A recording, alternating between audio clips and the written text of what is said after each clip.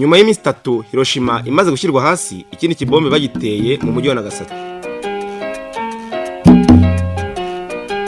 Kurikira ikiganiro hambere usobanukirwa amateka y'u Rwanda n'ayaranze isi dutuye.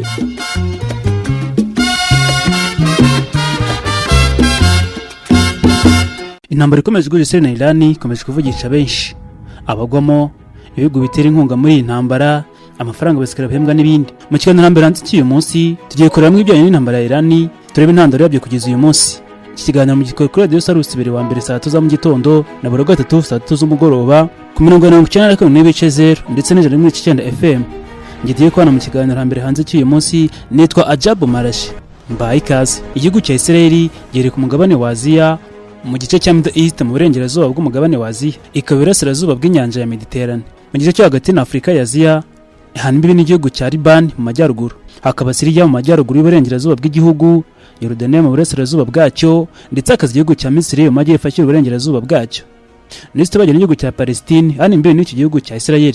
N'igihugu cya Iran gere ku mugabane wa Aziya ahagana mu gice cyo hagati cya Middle East. Iran ni kimwe mu bihugu by'uburengerazuba bwo hagati iherereye mu burengerazuba bw'akarere bwa Middle East. Iran kandi hanbiye n'igihugu cya Afghanistan mu burasirazuba bwa Pakistan, ahagana mu gihugu cya Turkiya mu majyaruguru y'uburengerazuba, hakaba igihugu cya Iraq mu burengerazuba, Armenia mu majyaruguru yacyo, hakaba igihugu cya Azerbaijan mu majyaruguru yacyo, hakaba kandi Turkmenistan mu majyaruguru y'uburengerazuba, hari kandi inyanja ya Persian Gulf mu majyepfo aho Iran igira umupaka mu mazi. Israel iri mu burengerazuba bwa Iran. No Iran iri mu burasirazuba bwa Iran nk'uko bigaragara mu nyandiko zitandukanye ndetse no ku karita y'isi. Iran na Israel ntibituranye, ahubwo hagati yabyo hari ibihugu nka Iraq, Syria, Yordania.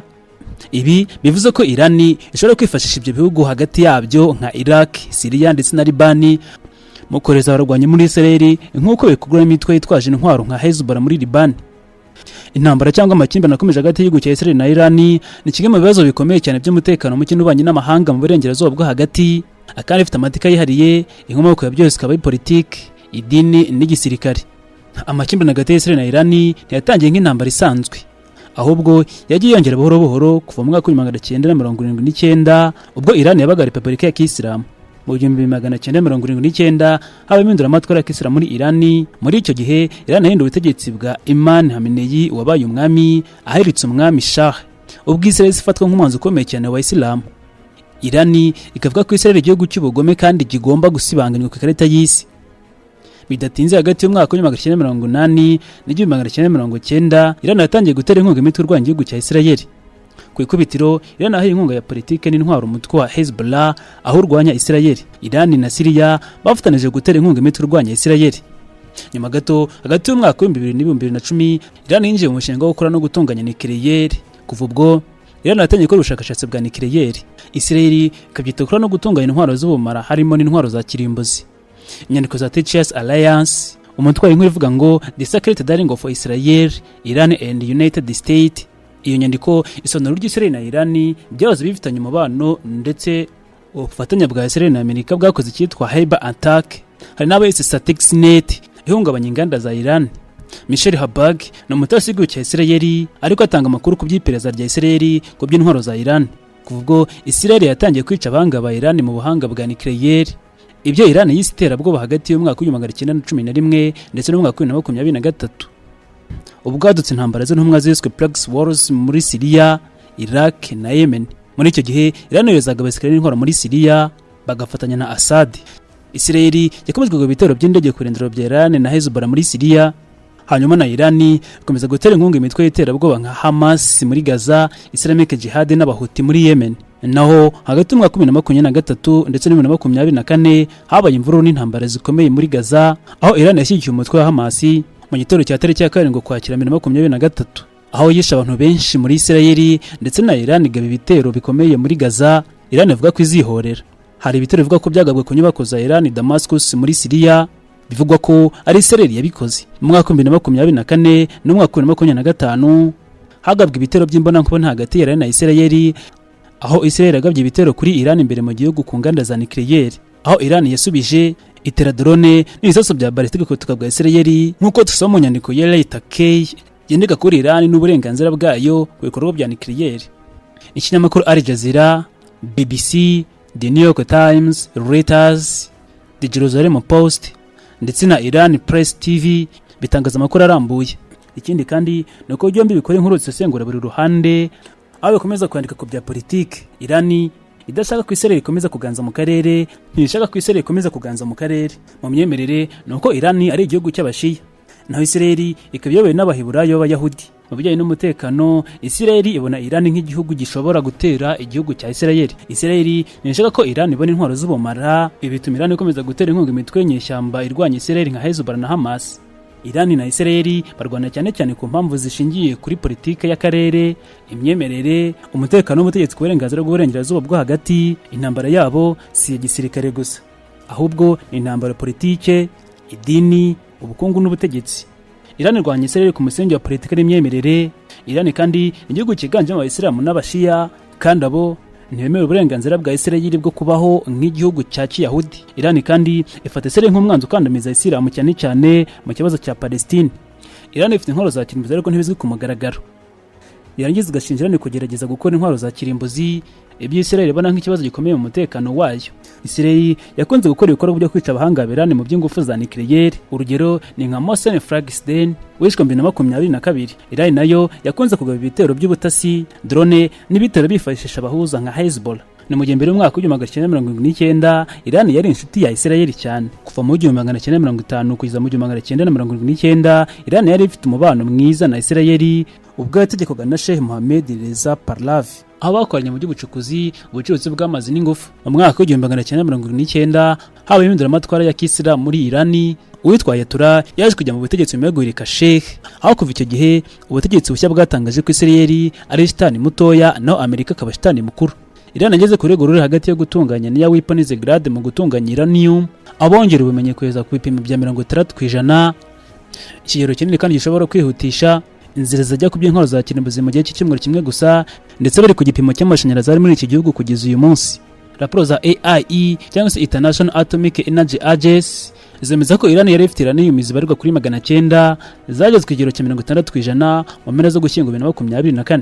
Ibisobanura ko Irani ishobora gukora intwaro za kirimbuzi hagati y'eshanu ndetse n'icumi mu cyumweru kimwe gusa, cyane intwaro za kirimbuzi hagati y'9 na 22 hagati y'ibyumweru 3 ndetse n'ibyumweru 5 gusa, bitewe n'ingano z'imashini zitunganya ibitwaro bya kirimbuzi. Bimwe muri ibyo bitwaro harimo nka ballistic missile ishobora kurasa mu ntera ya kilometero kare 1300 n'izindi. Kugeza ubu Irani ifite ibikoresho binini n'imishinga migari y'intwaro za ballistic missiles zirenga 3000 biri mu bubiko bwayo, aho bita mobile launchers.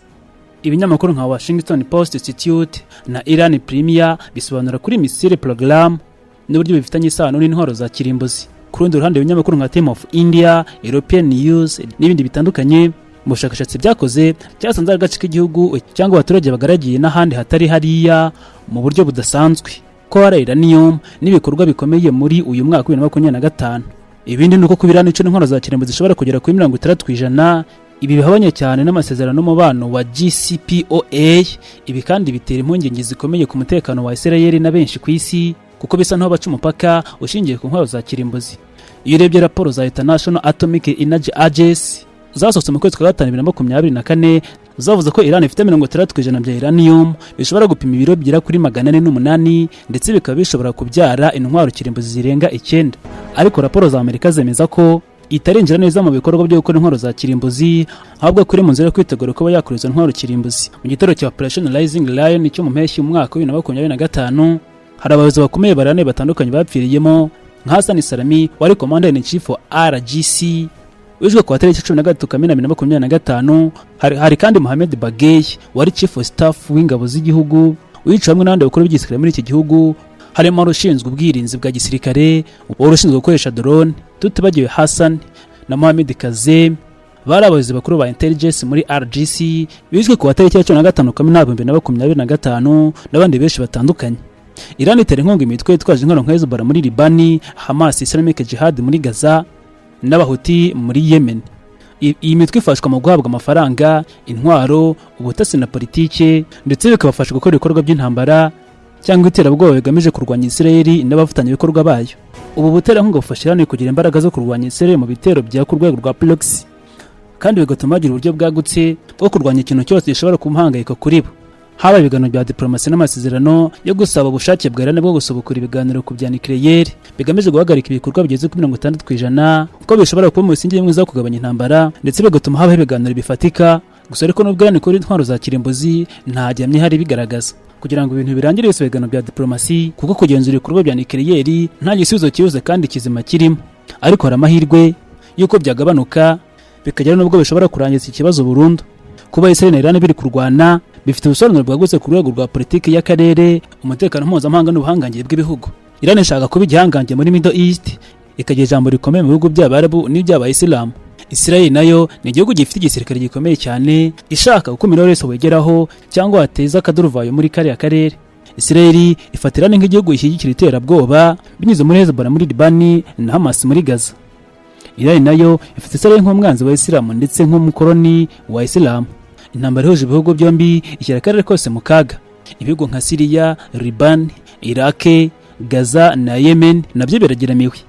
Ibihugu bikomeye nka Amerika, Uburusiya n'Ubushinwa nabyo birakurikiranira hafi kubera ko bifite inyungu muri ibyo bihugu. Iran ni kimwe mu bihugu bikomeye by'ubucuruzi bya peteroli, igihe ibikomoka kuri yo bikomeje guhungabana, ibiciro ku isoko mpuzamahanga biriyongera umunsi ku munsi. Israel nayo nicyo gihugu gifite ikoranabuhanga rikomeye, ariko intambara ikaba ikomeje kubyangiza bikagira ingaruka ku isi yose. No mu bijyanye n'imyemerere, Yerusalemu ifatwa nk'ishingiro ry'ibibazo muri iyi ntambara. Ibi bigatuma intambara ifatwa nk'ubwoko bw'idini, ntabwo ari politike gusa nk'uko tubisoma muri Plagues Wars in Middle East. Intambara Israel na Iran ni ishusho y'uburyo isi gerageza guhangana hagati y'intambara itandukanye hagati y'Abayahudi na Isilamu, demokarasi n'ubuyobozi bw'idini ndetse n'igisirikare n'iterabwoba. Ibi bivuga ko bikwiye kwitabwaho n'amahanga kuko ishobora kubyara intambara y'isi yose muri rusange. Iyi Plagues War twakubwiye muri iki kiganiro ni imvugo ikoreshwa muri politiki y'intambara, isobanura intambara ibihugu biribirwa n'abitari ku rugamba rutaziguye, ahubwo binyuze mu bantu cyangwa imitwe bibari inyuma barugwa n'ababishyigikiye mu buryo bw'amafaranga, intwaro, imyitozo cyangwa amakuru y'ubutasi. Ijambo Plagues bivuga umuntu cyangwa igikorwa gishobora gukorwa mu izina ry'undi. Ni ukuvuga ko ijambo Plagues War ni intambara igihugu gikoresha abandi bantu cyangwa imitwe yemeje ngo barwane ku nyungu zacyo aho kuba irwana yo ubwayo. Ibi bikunda gukorwa n'ibihugu bishaka kwirinda kwinjira mu ntambara byeruye, ariko bikaba bifite inyungu zifatika muri urwo rugamba. Ibyo bigasobanura ko Israel na Iran bitarwana intambara yabyo byombi mu buryo bw'inkundura, ahubwo ko barwana binyuze mu bundi buryo. Ni ukuvuga ko Iran itera inkunga umutwe wa Hezbollah muri Libani, ikaha inkunga y'intwaro, amafaranga n'ubumenyi. Iyi mitwe irasa Israel kenshi, bityo Israel igatera binyuze ku ruhande. Naho Hamas na Palestinian Islamic Jihad muri Gaza, Iran zifasha mu ntwaro za tekinike za gisirikare, nazo zigaba ibitero kuri Israel. Abahutu muri Yemen nubwo atari hafi ya Israel, ariko Iran yabashyigikira. Dore ko nabo bagabye ibitero muri Israel hagati y'umwaka wa 2023 ndetse n'umwaka wa 2024 mu rwego rwo kwifatanya nk'umwanzi wa Islam. Ibi byose ni ibikoresho Iran ishobora kugira ngo ihangane na Israel ku buryo budakomeretsa ingabo zayo ziri imbere mu gihugu. Ku rundi ruhande, Israel nayo igikoresho inzira zitandukanye zo gutera Iran mu buryo butaziguye, nko kwica abahanga mu bya nucleaire bo muri Iran, kuko mu 2022 yishe Mossad binyuze muri operasiyo y'ubutasi bwa Mossad. Bigize mu bitero by'ikoranabuhanga bya cyber attack ya Stuxnet, niyo yakoreshejwe kugira Iran yangiza ibikoresho bya nucleaire hamwe no gutera indege za drone mu bice bya Iran, ikuramo ibikorwa bya gisirikare n'ubutasi kuko tusoma muri The Secret Diary of Israel. Tariki ya 13 Kamena 2025 Israel yatangiye icyo bise Operation Rising Lion, igitero cy'indege zirenga 200 ku butaka bwa Iran, igamije kwangiza ibikorwa bya nucleaire n'imiyoborere y'ingabo, hapfa abahanga mu bya nucleaire hamwe n'abayobozi bakuru mu gisirikare. Raporo AIE ivuga ko Iran itakurikije amasezerano y'ibikorwa bya Iranium, none ibiganiro bya diplomasi bikaba byaranze. Kuba ibiganiro byo kugororamo ya nucleaire hagati ya Israel na Iran byaranze, ndetse nuko EIE yabyemeje, Iran ntiyari yubaheje ayo masezerano. Perezida w'igihugu Isaac na Minisitiri Benjamin Netanyahu niwe uhagarariye Israel muri ntambara ya mbere mu buryo butaziguye mu mateka. Ayatollah Khamenei yari umuyobozi w'ikirenga hamwe na Perezida Masoud Pezeshkian, ariko imyanzuro minini ifatwa na Ayatollah Ali Khamenei nk'uko dusoma mu rubuga rwa Wikipedia. Uburyo bw'uko Iran yagira intwaro za kirimbuzi ndetse no kutagira ibiganiro bya diplomasi byatanze umusaruro. Ibisasu Misiri na drone byagabwe na Iran ku mugoroba wo ku wa 13 na 14 Mata 2024 mu gikorwa cyitwa Operation True Promise. Niyo shoro ya mbere Iran yateye Israel ku buryo butaziguye, ikoresheje drone zirenga 170, misile za Cross zijya kuri 30 ndetse na misile ballistique zirenga 120. Iki gikorwa cyayobowe n'imbaraga z'imihindura amatwara ishinzwe umutekano RGC mu izina rya perezida w'igihugu niyo kuzuga Ayatollah Ali Khamenei mwigena mu gisirikare cyahitanye abahagarariye RGC mu ntambara yo muri Syria ku tariki ya 1 Mata 2024 nk'uko nyanditswe mu nyandiko za Al Jazeera. Mu gihe intambara yiswe 12 days cyangwa se intambara y'iminsi 12 yabaye kuva tariki ya 13 kugeza 14 Kamena 2025, nta musirikare wa Israel byemejwe ko yapfuye ku mugaragaro, ahubwo imibare ikunze kuvugwa n'abantu hagati ya 28 na 29 bapfuye. Abenshi bari abasivile n'abakomeretse bari hagati y'ibihumbi 3200 n'ibihumbi 3238.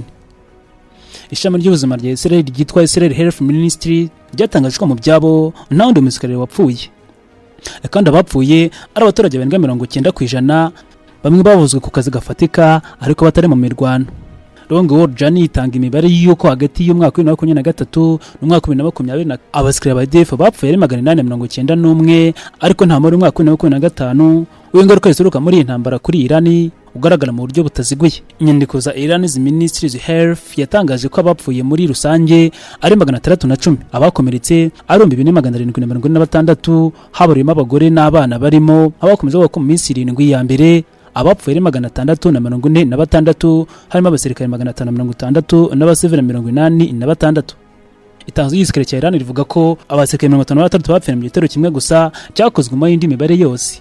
Ibimenyetso bindi kandi byerekana ko abasirikare 360 bapfuye, harimo abasirikare bakuru 40 bashinjwe na IRGC mu mibare y'umuyobozi w'ibikorwa by'intwari umaze gutangazwa mu itangazo rikomeye rya leta. Ibisasu bya kure na drone byakoreshejwe muri iyi ntambara birimo ibyiciro bitandukanye byatoneranye ku butaka bwa Israel ndetse n'ibitero bya gisirikare muri Iran. Habayeho kandi abasirikare bahigirwa mu bwihisho by'umwihariko mu gitero cya Israel muri Iran bitewe na Mossad na Command Unity, aho Mossad yohereje ibikoresho bya drone muri Iran imbere y'ibitero bya Operation Rising Lion kugira ngo bashobore gutunganya no gukoresha radari na za air defense. Abasirikare b'inzobere ba Special Forces Command na Mossad bagabye igitero cyihuse, harimo gutwara no gutera ubwisha abasirikare n'abahanga banikere ndetse n'ibikorwa by'ibanga. Mu masaha ya mbere 12 abantu bavuga ko abasirikare n'abayobozi bakuru 30 ba Iran bishwe ako kanya ndetse n'abanga bagera ku 9 abarapfuye. Operation Rising Lion yateguwe na ADF, Israel Air Force hamwe na Mossad mu mugambi w'igihe kirekire yabanje gushakira hano ibikoresho bya drone n'imiyoboro y'ikoranabuhanga. Iyo operation yabegamije guhishira ubwenge bwa Iran, kubuza radari zayo gukora no kugera ku bayobozi n'ibikorwa bya nucleaire byose mu buryo butaziguye. Habaye kandi Operation Rising ya gatatu, igikorwa cy'kwimara cya Iran cyakozwe hagendeye kuri missile ballistique na drone ku butaka bwa Israel, aho harakuye imitero by'amasasu 550 hamwe na drone zirenga 1000. Iran ikoresha ibisasu bya BLMB hamwe na drone ziri ku rwego rwa hypersonic missiles, mu gihe Israel yakoresheje uburyo bwo gutegura no gukora combat special ops hakoreshejwe Mossad hamwe n'indege.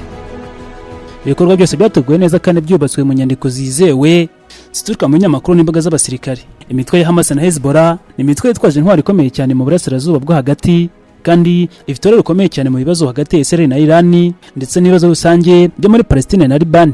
Umutwe wa Hamas washinzwe mu 1947 ushingwa na Sheikh Ahmed Yassin hamwe n'abayobozi b'Abayisilamu bo muri Palestine bafatanyije n'ishami ryitwa Muslim Brotherhood, ukabona umuryango w'Abayisilamu ukomoka mu gihugu cya Misiri, kurwanya ubufatanye bwa Palestine na Israel cyane cyane ibiganiro by'amahoro bya PLO cyangwa Palestine Liberation Organization. Yatangiye nk'umutwe w'ubutabazi n'ifashanyo ariko kugenda yinjira mu bikorwa by'ubugizi bwa nabi, harimo ibitero by'ubwiyahuzi, kugaba ibisasu bya roketi ku butaka bwa Israel no kugaba ibitero ku basivili n'abasirikare ba Israel.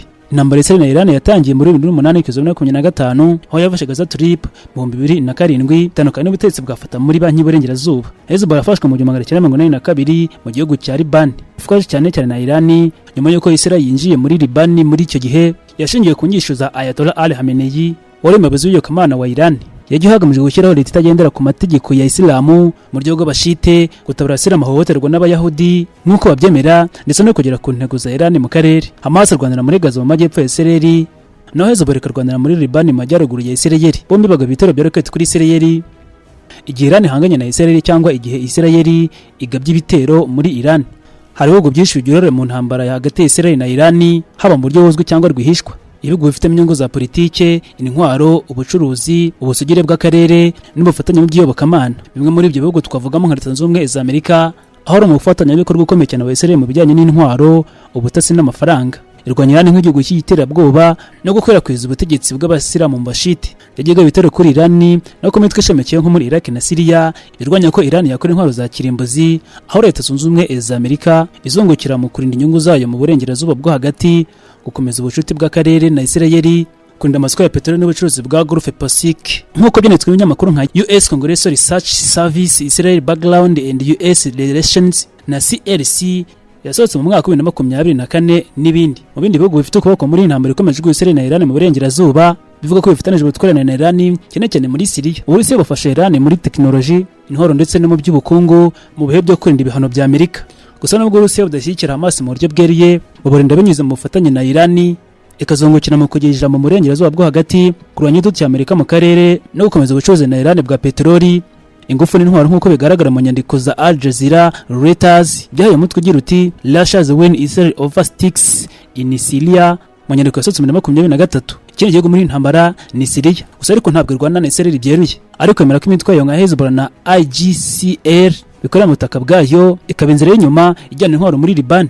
Ibi bituma ifashwa na Iran mu guhangana n'imitwe yitwaje intwaro irwanya ubutegetsi muri kiriya gihugu cya Syria, kugoroza ubutaka bwafashwe na Israel. Aho ibi tubisoma muri United Nation Report on Syrian Conflict yanitswe 2023. Inyandiko ya International Crisis Group yasohotse mu mwaka wa 2024 yerekana ko igihugu cya Liban cyashyize imbaraga muri intambara y'Israel na Iran binyuze muri Hezbollah ikorera muri Liban, kandi nubwo leta bishyikira mu ruhame ntibitandukanije nayo burundu. Iran ibona Liban nk'isi yo gukomeza umuvuduko wayo muri Israel, aho yungukira mu kuba ku ruhande rw'ibihugu rukomeye nka Iran, Hezbollah n'umutwe ufite ijambo no mu nteko ya Liban. Iki kinyamakuru gikomeza cyandika ko n'igihugu cya Qatar, Turukiya n'ibindi bihugu bya Islamu byijanditse muri iyi ntambara. Qatar ifasha mu buryo bw'imari, itanga inkunga muri Gaza ndetse ifasha binyuze muri Hamas, mu gihe Turukiya ishyigikira Palestina mu ruhame ikamagana Israel ariko ntirwana. Icyo bihuriyeho byombi bikoresha imvugo ya Kisilamu ngo birengera abayisilamu ba Palestine. Ibihugu byombi byungukira mu kurwanira abayisilamu bo mu karere, kwamagana Israel no kwigarurira abaturage bo mu Barabu, nk'uko bari mu nyandiko za Al Jazeera. Aho baje bati kubera iki Qatar ikomeje gufasha Gaza mu nyandiko yo mu mwaka wa 2023. Mu bindi bihugu bikora mu ruhare muri iyi ntambara harimo nk'igihugu cya Arabia Saudite, Misiri n'ibindi bihugu bimwe byo mu Barabu bivuga ko bihangayikishijwe cyane n'izamuka ry'ubutwari bwa Iran, bigahita bifasha Israel rwihishwa. Nubwo byamagana Israel mu ruhame, ntibishyigikira Hamas cyangwa Hezbollah kuko bikora inyungu mu kurwanya igitutu cya Iran, kugumana amahoro ya Amerika n'amasoko yayo, gukomeza ubuhahirane n'uburengerazuba bw'Uburayi na Amerika, nk'uko tubisoma muri Atlantic Councils na New York Times. Intambara hagati ya Israel na Iran ni intambara za proxy cyangwa se ingoma yo kwihangana, aho bikoresha imitwe y'iterabwoba cyangwa abasivile mu buryo bwo kurwana. Inyandiko ku ntambara ya Israel na Iran yasohotse 2024 mu kwezi kwa 2025 ivuga ko abacashe ba displacement n'abandi baje muri iyi ntambara. Abasirikare bagiye mu ntambara ya proxy nka Hezbollah, IRGC na Hamas bivuga ko bashobora guhabwa amafaranga yihariye n'intwaro na Iran hamwe na Syria, ibikoresho bya gisirikare n'imbunda, roketi na drone, buvuzi bwihariye n'izindi zo kongera imyitozo. Bivuga ko bari ku rugamba rwa Israel bahabwa amafaranga angana $1,600 y'amadolari y'Amerika ndetse $2,100 by'amadolari y'Amerika ku kwezi, hakiyongera bonus ku rugamba mu gihe cy'intambara. Mu gihe hari uwagwa ku rugamba agomba guhabwa amafaranga agera ku $40 z'amadolari y'Amerika nk'umuntu wapfuye, hiyongeraho ubwisungane bw'umuryango we. Naho ku ruhande rwa Iran bufasha nk'imitwe ya proxy nka Hamas, Hezbollah n'iyindi bivana inyungu mu guhangana na Israel mu buryo butandukanye. Mu gihe Israel ivuga ko ishaka gushyira iherezo kuri gahunda y'imiyoborere ya Israel, kugaragaza ubushake bwa gisirikare no kurinda abaturage bayo. Abapfuye n'abakomeretse muri izi ntambara imibare ikunze guhangana bitewe n'abatanga inkuru. Abenshi bari video z'abakomeretse, raporo, ariko izi ntambara zimaze nyirizo umubare w'abapfuye n'abakomeretse kubura hagati muri iyo mpuzandengo. Ku ruhande rwa Israel ivuga ko hamaze kuba impunzi abantu bagera ku 9,000, mu gihe ku ruhande rwa Iran inama yari ifatika kugeza ubu ngubu y'abahunze. Muri Liban mu ntambara Israel na Hamas mu mwaka wa 2024 abaturage bagera ku 846 bimwe mu gihugu imbere, abandi bagera ku 54 bahungiye muri Syria. Ibi byanditswe n'urubuga rwa Wikipedia. Intambara irimo abacashuro benshi, ariko imibare ikomeza guhenuka bitewe nta makuru aturuka. Imibare y'abenegihugu bimurwa, gucika intege ndetse n'igihombo gikomeye mu mahoro n'imiryango. Iki kiganiro hambere hanze cyagaruka ku ntambara Israel na Iran, kujyatanye kugeza n'ubu n'andi makuru avugamo ni munyamerika gisoreze hano. Gusa nakwibutsa ko iki kiganiro mu gihe kurikira kuri Radio Salusi buri wa mbere saa 3 za mu gitondo na buri gatatu saa 3 z'umugoroba ku 97.0 ndetse n'109.9 FM. Gitwari kumwe nitwa Ajabo Marashi, tuzasubira ubutaha.